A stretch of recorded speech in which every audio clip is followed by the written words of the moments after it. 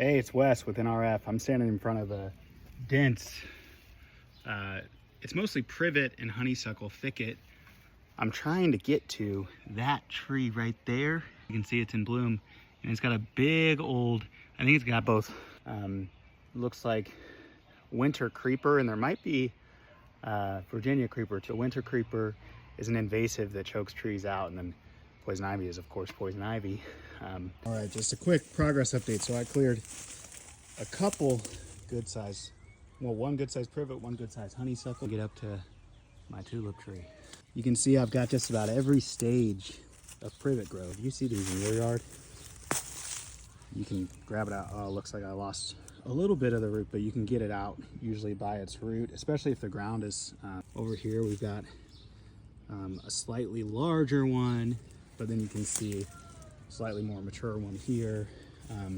If you go back to, I think, some of the other videos on my account, you'll see that these privets can become, depending on where they're growing, they can be small and shrubby, but sometimes they get to be almost tree size. And here's a little old paint can back here. Who knows what we'll find?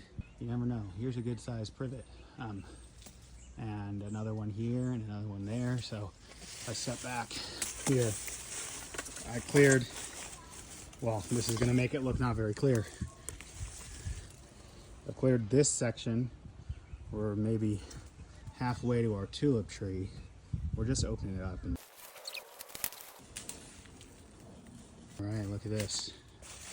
Clearing through, clearing through. And we're getting really close. Almost there on tulip tree rescue. All right, we cleared our little path on Operation Tulip Tree here. Here's the tulip tree we're out to rescue from these vines, and I had to clear a path. And you can see just dense honeysuckle privet thicket through here. And there's a couple other native trees that I'm gonna try to maintain while I get rid of the rest, but I was able to make it all the way back to my tulip tree friend. All right, so I'm out here. I'm not filming because I can't do this one hand, but what I'm using right now, which I have a few different ways I like to do this, but right now I'm just working in such tight quarters that I'm just using my